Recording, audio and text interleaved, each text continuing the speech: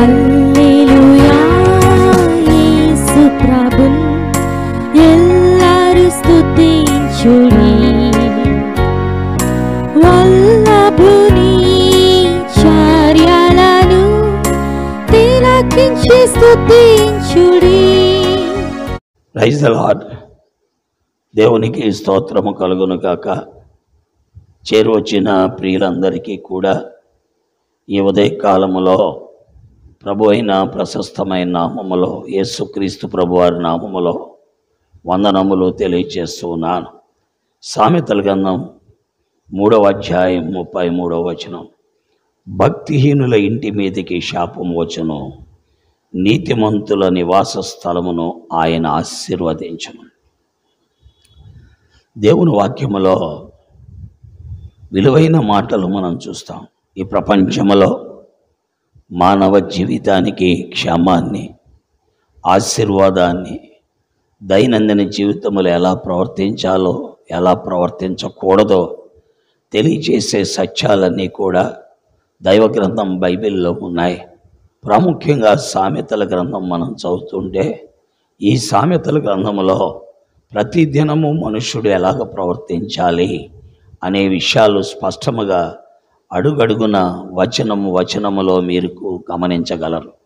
దేవుని వాక్యములో ఇప్పుడు మనం చదివిన భాగము సామెతలు 3వ అధ్యాయము 32వ వచనం మనం చూస్తూ ఉన్నాం.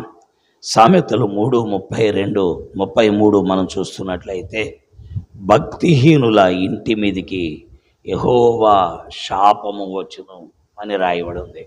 ప్రియులారా, భక్తిహీనుడు అంటే ఎవరు అంటే దేవుని వాక్యములో మనం చూస్తున్నాం, భక్తిని ఎరగనివాడు కాదు, భక్తిని ఎరిగినవాడే.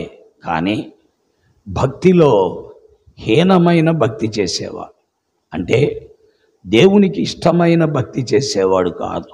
దైవ గ్రంథములో 2 అన్నదమ్ములను చూస్తాం. ఒకడు భక్తిహీనుడే, అతడు కయీను. రెండోవాడు భక్తిపరుడు.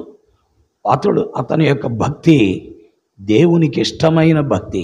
అందుకే హేబెలును అతని అర్పణను యెహోవా లక్ష్యపెట్టెను అని వ్రాయబడి ఉంది. కయీన్ను అతని అర్పణను యెహోవా లక్ష్య పెట్టలేదు అని వ్రాయబడి ఉంది. దీనికి కారణం వారి యొక్క భక్తి. ప్రియులారా, హేబెలు యొక్క భక్తి నిజమైనటువంటి భక్తి, దేవుడికి ఇష్టమైనటువంటి భక్తి. దేవుని వాక్యం వింటున్న ప్రియులారా, మనము భక్తి చేయటం ప్రాముఖ్యం కాదు, ఆయనకి ఇష్టమైన భక్తి చేస్తున్నామా లేదా. చాలామంది ఉదయాన్నే ప్రార్థన చేస్తూ ఉంటారు, ఉదయాన్నే బైబిల్ చదువుతూ ఉంటారు, దినమంతా పాపపు పనులు చేస్తూ ఉంటారు, ఆఫీసుల్లో మోసాలు చేస్తారు, అబద్ధాలు ఆడతారు, లంచాలు తీసుకుంటారు, దేవునికి విరోధమైన అనేకమైన అక్రమాలు చేస్తూ ఉంటారు. అలాగున్న కయీను కూడా చేశాడు. కయీను ఏం చేశాడు? నా తమ్ముడికి నేను కావలివాడినా అని అన్నాడు దేవుడితో. అంతేకాదు, తమ్ముడిని చంపి ఏమీ ఎరగనట్టుగా పొలములో కోతలు కోస్తూ ఉన్నాడు, మరి పొలములో పనిచేసుకుంటూ ఉన్నాడు. దేవుడు వచ్చి, కయీను, నీ తమ్ముడైన హేబెలు ఎక్కడా అని అడిగితే, నా తమ్ముడికి నేనేమన్నా కావలివాడినా అని అడిగాడు. ఇలాగున రెటమతముతో జవాబు చెప్పిన స్థితి. దీని అంతటి కారణం భక్తిహీనత. భక్తిహీనత మనలోకి ఎప్పుడు వచ్చిందో మన మాటలు మారిపోతాయి, మన చూపులు మారిపోతాయి, మన ఆలోచనలు మారిపోతాయి, మన తలంపులు మారిపోతాయి, మన ప్రవర్తన మారిపోతుంది. దానివల్ల కలిగే పర్యవసానం ఏంటి? వాని ఇంటి మీదికి యెహోవా శాపము వస్తుంది.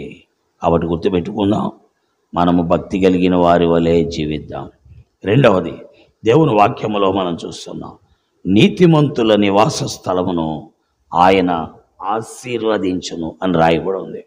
ప్రియులారా, నీతిమంతుల నివాస స్థలమును ఆయన ఆశీర్వదించును అని రాయబడి ఉంది. వాక్యములో మనం చూస్తున్నాం, నీతిమంతుడు అంటే ప్రభు మెచ్చిన భక్తి చేసేవాడు.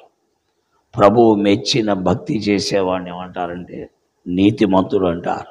ప్రభువైన యేసుక్రీస్తు వారు సిలువలో బలిహవుడి ద్వారా మనల్ని ఉచితముగా నీతిమంతులుగా తీర్చారు. వాస్తవానికి మనలో నీతి లేదు, నీతి లేని నీచ బ్రతుకులు మనవే. అయితే ఆయన ఉచితముగా నీతిమంతులుగా తీర్చాడు. అయితే తీర్చబడినటువంటి మనము ఇప్పుడు నీతి క్రియలు చేయాలి, దేవునికి ఇష్టమైన క్రియలు చేయాలి.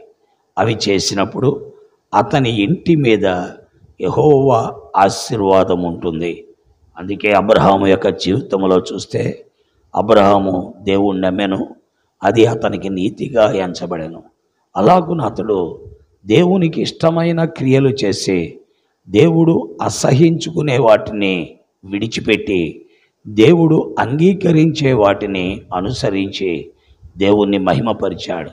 తద్వారా తన మీదకి ఆశీర్వాదం వచ్చిందని మరి ఆదికాండం 22 అధ్యాయం 16వ వచనం, 12వ వచనం, 18వ వచనములో మనం చదువుతున్నాం.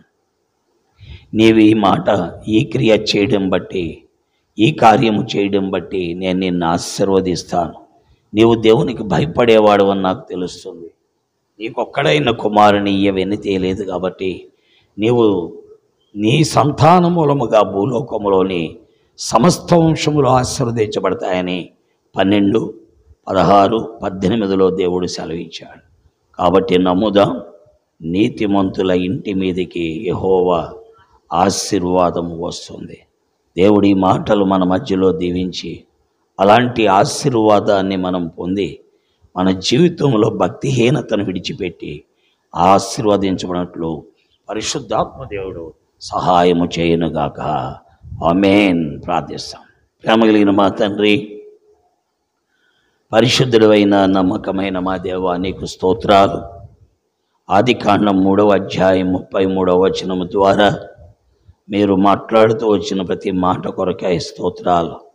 మాటలను ముద్రించండి, వినేవారికి ఆశీర్వాద కారణంగా చేయండి.